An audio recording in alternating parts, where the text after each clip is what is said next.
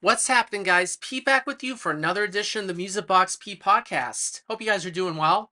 On today's episode, we're going to continue, as always, to look over the Billboard Modern Rock Tracks charts. Today, we're going to look at some early stars that really dominated in the beginning. So I thought we sort of go in chronological order, really be the best way to go about it, because we got a lot of material to cover.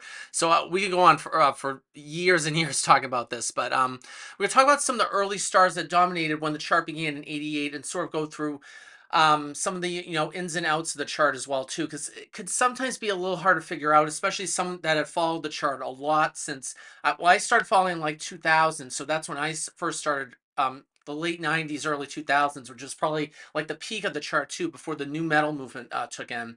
But we're gonna look over some of the early stars of the chart that dominate '88 and sort of kind of weed our way in to see like how things started to just sprout from there and how music started to change as well too. So let's start at the beginning. The very first chart topper was Peekaboo by Siouxsie and the Banshees, a band that I had never heard of, and I discovered and was really impressed with that what they had too. And of course, they're from across the pond in England. So, and that's what really started, because one thing I mentioned on last week's episode, majority, I think it was like 24, like the first 82 acts that topped the chart were from overseas. Were from like the UK, England, Ireland. And I think some are from Scotland too, if I remember correctly. But all of them are from overseas, so no American acts dominated the chart too, which sort of feeds my belief that foreign-based music acts are always superior to American artists. In terms of the alternative genre, that's where it lays too, I think. I mean, you can cover some other American acts like REM, of course. I mean, Nirvana, of course, which we'll get to a little bit later on. But I think just with the UK acts, they had just more depth and talent. Just they had something unbelievable, especially The Cure, the Smiths. Oh my God, just Tears for Fears. Just all the bands are off the top of my head, especially early years too. I mean, they just had so much potential. Psychedelic Furs. I mean, it just goes on and on and on. But I think Siouxsie and the Banshees just had something incredible to them, and just something that was really laying low. And they kind of went under the radar too, which is nice. Psychedelic Furs, of course, want to get to real quick. Love My Way. That's probably my favorite song from them, which of course was in Call Me by Your Name. And then of course, just every song they put out was just absolutely incredible. I mean, I could go on, and of course, Pretty in Pink, of course. I mean, like all the songs that really just dominated, especially from then and there. They just had something too. And of course, All That Money Wants was the one that charted. That was on top for 3 weeks. And then some of the other acts, like U2 and REM, they dominated especially well early on. And I think that's sort of where the chart sort of began, was in the college radio ranks. One of the reasons why modern rock tracks started is because a lot of, well, let's go back to how alternative music first started. First started in the college radio thing. There was an old trade magazine called CMJ, College Music Journal, and a lot of the charts started from there. So, and there was no definitive chart, because some of these alternative acts were pulling in huge numbers, but they weren't showing up on the Billboard 200 or the Hot 100. They're just getting like no notice there. They were just completely ignored. And of course, they had, I think it was called like album rock tracks, I think it was called, which is for some of the other, like classic rock acts and that sort of thing. But there was nothing specifically for alternative, and that's what really started the chart as well too, because they're just sort of like, there's just minimal exposure, and then on the big stations, then just the demand was just so huge that they just established this modern rock chart. So some of these alternative acts get some notice, because of course FNX was definitely playing them. BCN not so much. I mean, BCN probably played a few, but FNX was the one that played most of the alternative stations, or I should say all the alternative songs on this specific chart. Because I think FNX started in 1983, if I remember correctly. The Modern Rock Tracks chart started in '88. My whole gripe with the chart is that it started far too late. It should have started in like 1980 or '81, and I mentioned this on last week's chart. I'm going to just keep reiterating it again. Like a lot of the early alternatives like Blondie, The Clash, Talking Heads are not featured on the chart. I mean, like some Talking Heads songs are featured on this chart, but it comes later in their career. None of the ones like Burning Down the House, had modern rock tracks started much earlier, some of those tracks would have definitely been featured for sure. But it's just, one of those little quirks of the chart. They're just like, oh boy, here we go again. um, and another thing too, like going into the '90s as well too, 145 songs topped the chart. So, um, and then the first was Blues from a Gun by Jesus and Mary Chain, another band that experienced huge growth. It's kind of interesting seeing, all the ins and outs and the, all the different artists that charted there. Of course, Sinead O'Connor, Nothing Compares to You, that big one. Depeche Mode, another one of my favorites. The Sundays, Here's Where the Story Ends. I recently discovered that one. And then just seeing them from there, all the different acts that have charted there, and just sort of, as we get into like early 1990 or so, you're seeing sort of the changes, and it's really a bunch of like unknown acts that have just that can't be played. That of course pop radio and top 40 will not touch them. They will not come within like 2 feet of them. So, and just before that, it's nice to see that right there too. Just to see sort of the undeserved artists get attention on this chart, because that's who it's for. It's not for like the poppy acts or all that and all that trash and everything.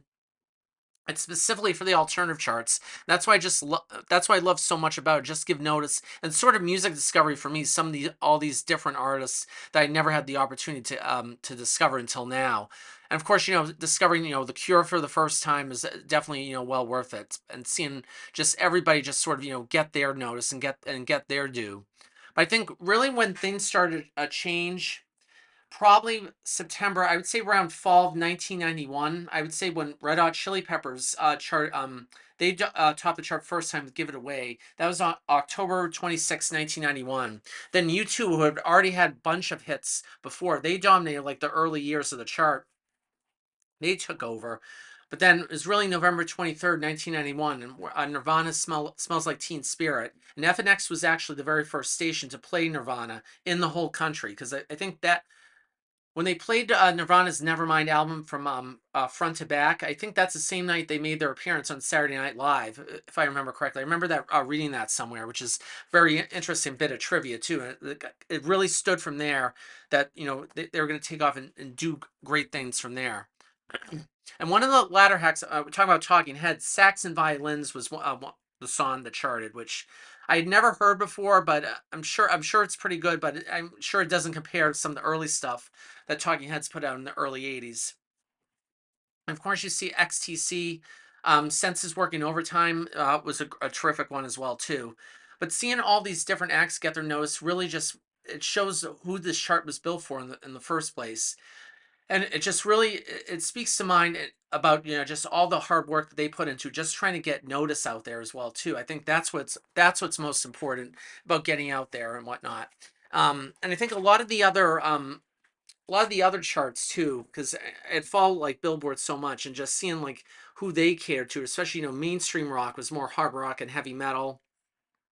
But some of the other, but the way that charts are designed right now, I don't follow Billboard magazine at all right now, since most of their charts are behind a paywall and they can't justify ever spending money about just to view a chart. So I mean, the Billboard 200 Hot 100 free, yeah, but I can't even view the alternative chart. I have another connection. Pete's Modern Rock posts all the charts, and that's where I printed out all the binders. I mentioned this on last week's episode. He prints out the new charts for what is now known as the alternative airplay chart. So all the new charts I get directly through him. So you can't go behind. No one wants to go behind a paywall and pay money just to view this chart to get a subscription. It just does not make any sense. And just what Billboard's done with their charts really is just it's really sickening what they've done, especially on the Hot 100 chart with the whole recurrence rule. The holiday songs go on the Hot 100 chart, and then it disrupts the flow of some of the songs charted before it, because they lose their momentum. Then the holiday songs, then Christmas ends, and then the holiday songs fall off the chart. Just devote a separate chart to the holiday songs, all right? Don't put them on the Hot 100, okay? If they originally when they were released, fine, then put them on the chart. Then all the other songs go to the holiday songs chart. That's what it was built for.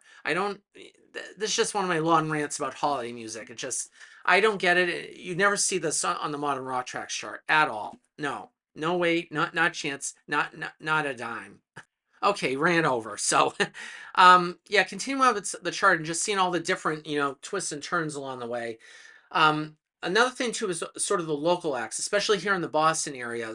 Some Boston area acts that really benefit from this. One band was the Lemonheads too, which I was a huge fan, especially their cover of Mrs. Robinson, Simon Garfunkel's hit. I mean, I just thought that was absolute genius the way they were able to put that together. So. It's what really started them get off from the get go too. And I just think, and then they top a chart with "Into Your Arms." That was their big hit. I just remember Mrs. Robinson the most, and just how it was just so catchy, and just it was so off the grid, and just so it was kind of trying to be like humorous and just sort of be funny and laid back, and they really mastered it too. I just thought it was just so awesome, and I just absolutely loved it. So the Lemonheads were always a band that really just stood true to who they are as musicians, and they just had something special about them. So why don't I play that song right here too, just for old time's sake. So here's the Lemonheads with Mrs. Robinson on the Music Box P podcast.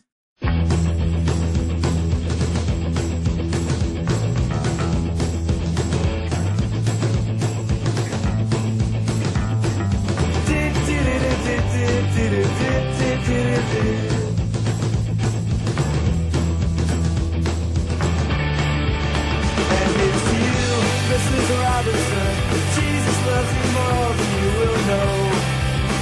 Whoa, whoa, whoa. God bless you, please, Mrs. Robinson. Heaven holds a place for those who pray. Hey, hey, hey. Hey, hey, hey. We'd like to know a little bit about you for our files. We'd like to help you learn to help yourself. Look around you, all you see are sympathetic eyes.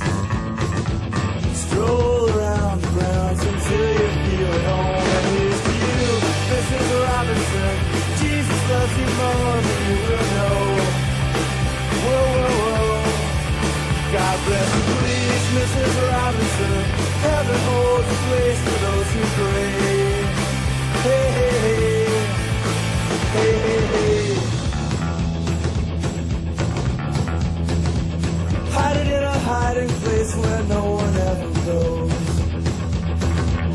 Put it in your pantry with your cupcakes. It's a little secret, just the Robinsons affair. Most of all, you got to hide it from the kids.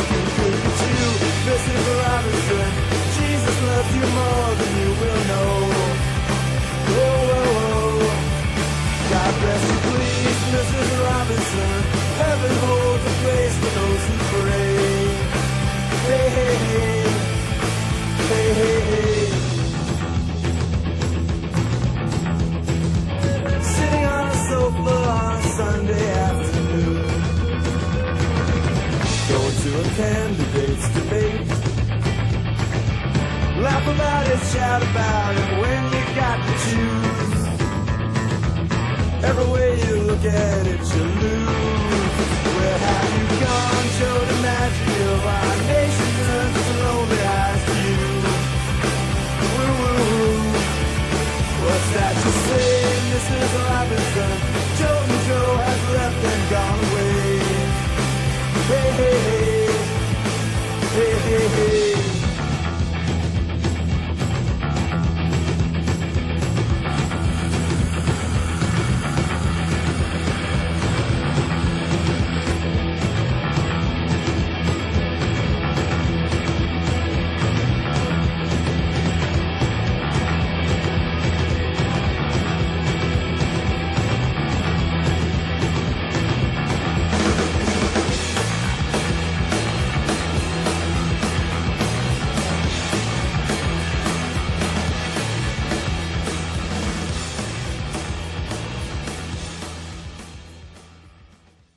That was the Lemonheads with Mrs. Robinson on the Music Box P podcast.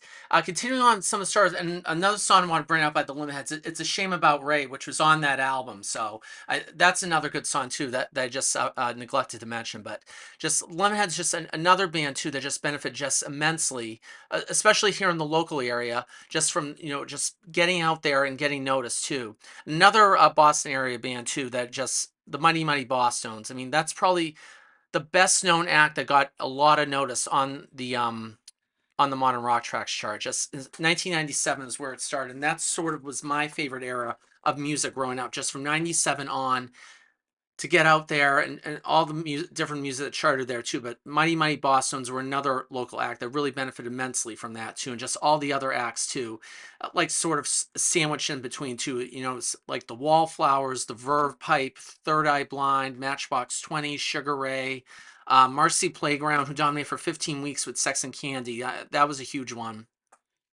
Um, but yeah, that was probably like the most notable one too, and just really and just seeing like how music's evolved over the years, especially alternative music, because really, in my general opinion, alternative music kind of ceases to exist because what's defined as alternative now is not what it was when it was growing up. I'm sure everybody would agree with that situation. All the music that I see that I hear out in the scene now, I just can't relate to. I just turned 40 about 2 months ago, and some of the stuff is alternative. Like, not really. It's not my cup of tea. I wouldn't, touch of the 10-foot pole. I mean, some acts out there are good. I mean, no two ways about it. But I think just sort of from there, it was sort of a microcosm and just seeing evolution. Everybody's different music tastes and the people that are sort of growing up and all the different generations who they're listening to, and even some of the people that are in high school today are starting to discover bands like Smashing Pumpkins, for example, or some of the acts that like Linkin Park, for example, or My Chemical Romance. I was never a big My Chem fan.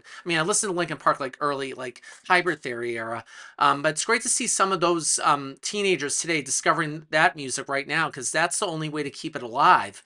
And of course, I started when I was at the When We Were Young festival. I mean, Fall Out Boy dominated. I was never a big Fall Out Boy fan, but just seeing, they have a huge audience too, as well too, and seeing people like in the late teens, early 20s starting to discover them for the first time too. I mean, they weren't even born when Fall Out Boy first came out, which was like early 2000s.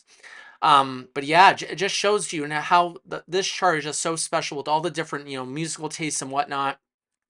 I think next week we'll look at like the grunge era and some of those acts that have dominated, and see how that sort of changed things as well too, because it really just, it really just elevated those artists to another era too. Because once they dominated on the modern rock chart, then they would go off on the Hot 100. I think No Doubt is an example. I don't want to say like Sell Out is what happened, but some of the like no like Don't Speak and everything that was on Tragic Kingdom. Once that charted on Modern Rock Tracks chart, they pretty much never charted again after that. I think on the Return to Saturn album, but after that they were gone. Like none of the stuff from Rock Steady ever charted on Modern Rock Tracks chart because it was catered towards a different audience, towards the top 40 crowd. So next week we'll take a look at like some of the grunge acts that charted. But this is just another way to go down memory lane and just sort of discover everything. Thanks once again for tuning in to the Music Box P podcast. Have a great Memorial Day. See ya in 2 weeks.